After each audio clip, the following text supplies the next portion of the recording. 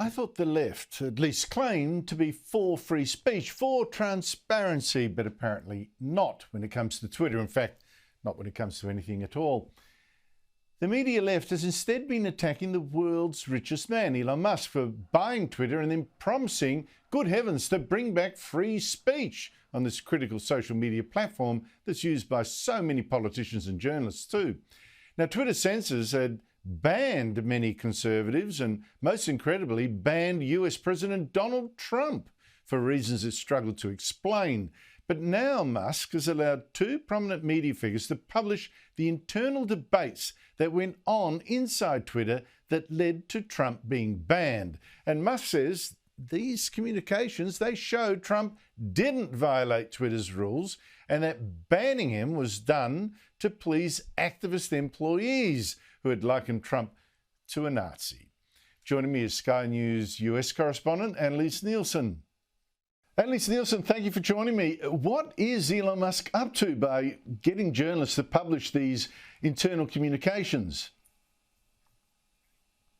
Well, I think it's safe to say he's up to a lot more than he's letting on. This would be to send a really strong message internally that he's in charge and he wants to see some systems changed. We know that to be true. But look, today the Trust and Safety Council's been disbanded. Now, this was really key to doing a lot of that internal moderation that's been the frustration of many, not just Elon Musk. But this has more specifically gone down to the censoring of conservatives on the social media platform specifically. And so this is why he's releasing these emails. Now, it is going straight to these journalists that are filtering it out to the general public. That's been the source of criticism, especially from the more liberal side of things in the United States, saying, well, they're putting a spin on it. They're not putting context onto the censorship of some of these individuals because they would have been breaching things like hate speech around LGBTQ plus individuals, all that kind of stuff.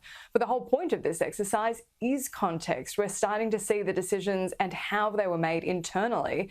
And for a social media platform like this that is so influential, that's used by governments and powerful figures around the world, this is the kind of transparency we need to see exactly how these decisions are made, because there are strong ramifications from it. So, for instance, we're seeing today the decision around taking Donald Trump off Twitter. And the last two tweets that seem to push him over the edge, these internal emails show he didn't actually breach any of their internal policies. It was a staff decision that they didn't like where it was heading.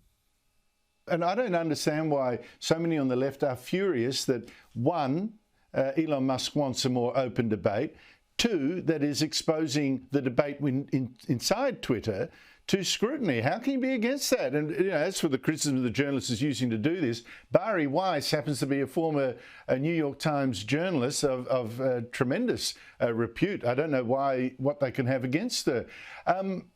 So in the end, I was struck, though, by the fact that inside Twitter, now obviously they were outnumbered, there were people saying, we can't be doing this, we can't be into this censorship.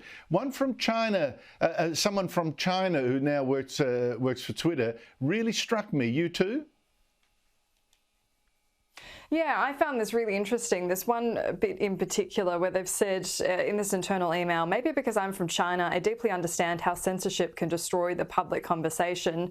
And another response was, I understand this fear, but I also think it's important to understand that censorship by a government is very different than censorship of the government.